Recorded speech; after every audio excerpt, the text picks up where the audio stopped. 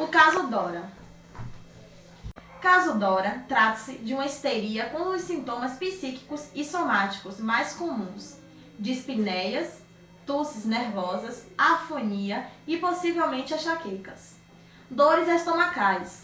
No caso de Dora, eu começara a suspeitar da masturbação quando ela me falou sobre as dores estomacais da prima e em seguida se identificou com ela.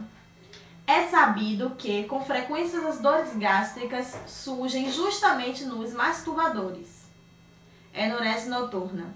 Ao que eu saiba, esse tipo de enurese não tem outra causa mais provável do que a masturbação. Dispneia. Indiquei anos atrás que a dispneias e as palpitações da histeria e da neurose de angústia são apenas fragmentos isolados do ato do coito, e em muitos casos, como no de Dora, pude reconduzir o sintoma da dispneias, da asma nervosa, à mesma origem causal, ao som entreouvido da relação sexual entre adultos. Repugnância. O nojo corresponde ao sintoma do recalcamento da zona erógena dos lábios. Dora, chupadora de dedos. Sensação de pressão na parte superior do corpo. A pressão do membro ereto provavelmente levou a uma alteração análoga no órgão feminino correspondente ao clítoris, e a excitação da zona erógena foi fixada no tórax por deslocamento para a sensação simultânea de pressão. Tosse e rouquidão. Ela sabia muito bem, disse, que há mais de uma maneira de se obter satisfação sexual. Estava pensando precisamente na garganta e na cavidade bucal. Representava uma cena de satisfação sexual entre as duas pessoas cuja ligação amorosa a ocupava tão insensatamente. Afonia. Interpretação simbólica: quando o amado Seiyuka estava longe, ela renunciava à fala. Esta perdia seu valor, já que não podia falar com ele. Dor no abdômen e arrastar a perna. Viagem a Viena cancelada porque o primo de Dora estava com apendicite. Dora tem suposta apendicite. Com 17 anos, febre alta e dor no baixo ventre. Após a apêndice, Dora apresenta dificuldade em andar, arrasta a perna, sequela extremamente incomum de apêndice. Dora arranjara para si uma doença sobre a qual lera na enciclopédia. Perguntei quando ocorrera a apêndice, se antes ou depois da cena do lago. A resposta foi imediata: 9 meses. Suposta apêndice igual a fantasia de um parto depois da cena do lago. Arrastar a perna igual a se punir por um passo em falso de ter lido a enciclopédia.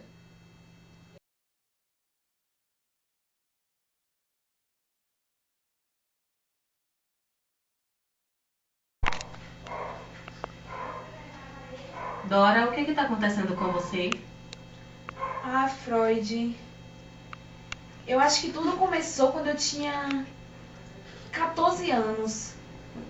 O Sr. K, ele tinha combinado comigo e com a Sra. K para irmos em sua loja. Mas chegando lá, ele estava só. E nem os empregados não estavam lá. E de repente ele me estreitou na parede e me beijou.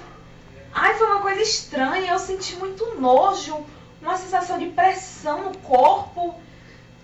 Essa é a primeira vez que eu falo sobre isso.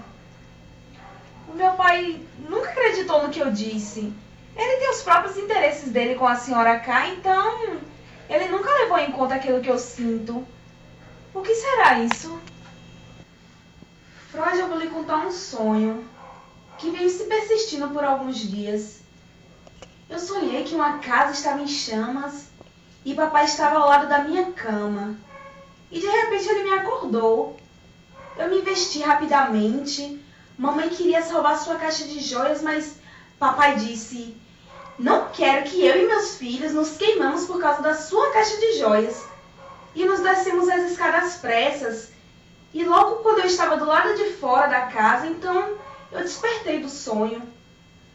Freud, eu já sonhei com isso 3 vezes. Esse homem está me perseguindo. Ele quer forçar a entrada na minha casa, no meu quarto, e roubar a minha caixa de joias. Se acontecer alguma desgraça comigo, a culpa é do meu pai. Dora, o sonho corresponde a um propósito. O propósito persiste até ser realizado. Por isso que o sonho traz o oposto, um perigo do qual seu pai a salva. Ah, Freud, então é. Quando eu era pequena, eu me lembro que meu pai sempre me protegia. Ele me pegava na cama para que eu não a molhasse. Freud, eu ainda tive também um segundo sonho. Bom, eu sonhei que eu estava andando por uma cidade desconhecida, com casas, ruas, becos que eu nunca tinha visto.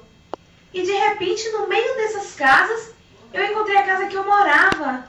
E fui então até o meu quarto e encontrei uma carta de mamãe que dizia: como pôde sair de casa sem o conhecimento de seus pais? Ela, na verdade, ela não quis dizer que papai estava doente. Ela ainda disse: se quiser, pode voltar. Seu pai já morreu. Então, eu fui procurar a estação. E perguntei umas 100 vezes onde fica a estação. E as pessoas só respondiam uma coisa: 5 minutos. Eu vi então na minha frente um bosque. Entrei, encontrei um homem e perguntei onde estava a estação. E ele me disse 2h30. Então ele me pediu para me acompanhar, mas eu preferi ir sozinha. E de repente eu encontrei a estação. Mas tinha um porém. Eu não conseguia alcançá-la. Ela estava ficando distante. Eu chegava perto, parecia que estava próxima, mas eu não a alcançava. Eu fiquei angustiada por isso. Depois, eu estava em casa, tinha de ter viajado, mas não sei sobre isso, Freud. Me dirigi à portaria e perguntei ao porteiro por nossa casa. A criada abriu e me respondeu: a sua mãe e os outros já estão no cemitério. O que quer dizer, Freud?